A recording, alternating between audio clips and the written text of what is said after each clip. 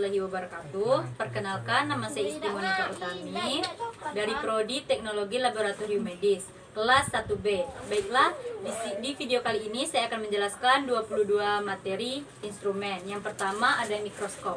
Mikroskop merupakan alat yang digunakan untuk melihat objek yang terlalu kecil untuk dilihat secara kasat mata. Biasanya ini akan kita temukan di hampir seluruh laboratorium. Tugasnya yaitu untuk dapat mengamati organisme berukuran kecil.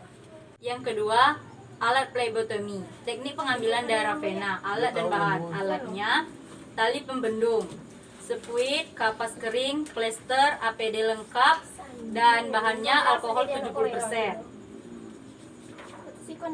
Yang ketiga, alat pemeriksaan urin. Alat yang digunakan untuk memeriksa urin adalah urin analyzer. Urin analyzer adalah alat semi otomatis untuk pengecekan yang dilakukan di luar tubuh untuk mendapatkan hasil pengecekan urin dengan hasil yang lebih tepat dan dengan menggunakan fotometer reflektansi. Yang keempat, inkubator adalah alat untuk menginkubasi atau merekam mikroba pada suhu yang terkontrol atau umumnya di atas suhu ambient, serta dilengkapi dengan pengatur suhu dan pengatur waktu. Yang kelima, sentrifuge adalah alat yang menempatkan objek dalam rotor berotasi pada sumbu tetap dan menerapkan potensi gaya tegak lurus terhadap sumbu spin atau luar. Sentrifuge merupakan alat yang digunakan untuk memisahkan partikel-partikel objek berdasarkan perbedaan massa jenis dan proses di sedimentasi. Yang keenam, hymometer. Hymometer adalah instrumen laboratorium untuk menentukan kadar hemoglobin dalam darah berdasarkan satuan warna. Yang ketujuh, hemositometer adalah suatu alat yang dapat digunakan untuk melakukan perhitungan sel secara cepat dan dapat digunakan untuk konsentrasi sel yang rendah.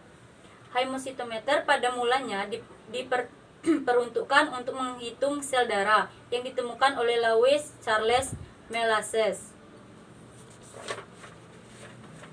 Yang ke-8, laminar air flow merupakan instrumen yang hampir selalu ada pada laboratorium biologi, farmasi, kimia maupun kesehatan.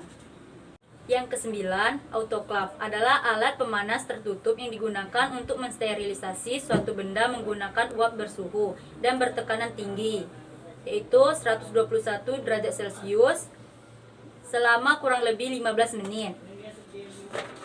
Yang ke-10, mikrotom adalah mesin untuk mengiris spesimen biologi menjadi bagian yang sangat tipis untuk pemeriksaan mikroskop.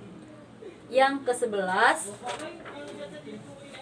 timbangan analitik adalah salah satu alat laboratorium yang digunakan untuk menimbang massa sejumlah bahan kimia hingga ukuran miligram. Yang ke-12, hot plate adalah alat di laboratorium kimia yang digunakan untuk memanaskan campuran atau sampel. Yang ke-13, oven merupakan alat yang digunakan untuk sterilisasi dengan menggunakan udara kering. Yang ke-14, water bed adalah sebuah alat yang berbentuk seperti oven dan sering digunakan di laboratorium untuk berbagai keperluan. Salah satunya adalah untuk pemanas dalam suhu konstan dalam inkubasi mikrobiologi. Yang ke-15, spektrofotometer merupakan alat yang digunakan untuk mengukur absorbansi dengan cara melewatkan cahaya dengan panjang gelombang tertentu pada suatu objek kaca atau kuarsa yang disebut kuver. Yang ke-16, electrolyte analyzer merupakan alat yang digunakan untuk pemeriksaan hematologi klinik guna mengetahui kadar hemoglobin, leukosit, trombosit, dan hematroksit pasien yang dirawat.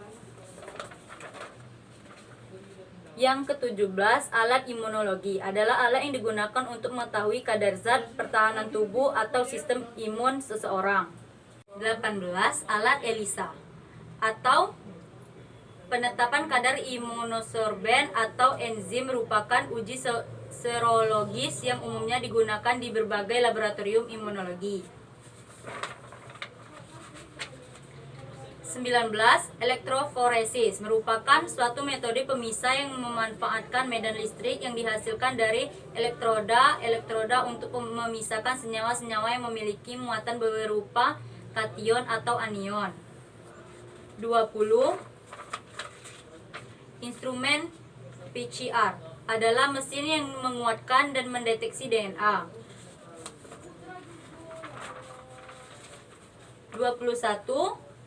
Kimia Cleaning Analyzer adalah alat pemeriksaan kimia klinik yang mencakup pemeriksaan dalam darah dan urin.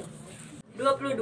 Blood Gas Analyzer adalah alat yang digunakan untuk mengukur tekanan parsial gas yang ada di dalam darah seperti CO2 dan O2, mengukur pH dan mengukur elektrolit seperti potasium, natrium, dan zat kapur serta kloroid. Baiklah, sekian penjelasan dari saya. Saya akhiri. Wassalamualaikum warahmatullahi wabarakatuh.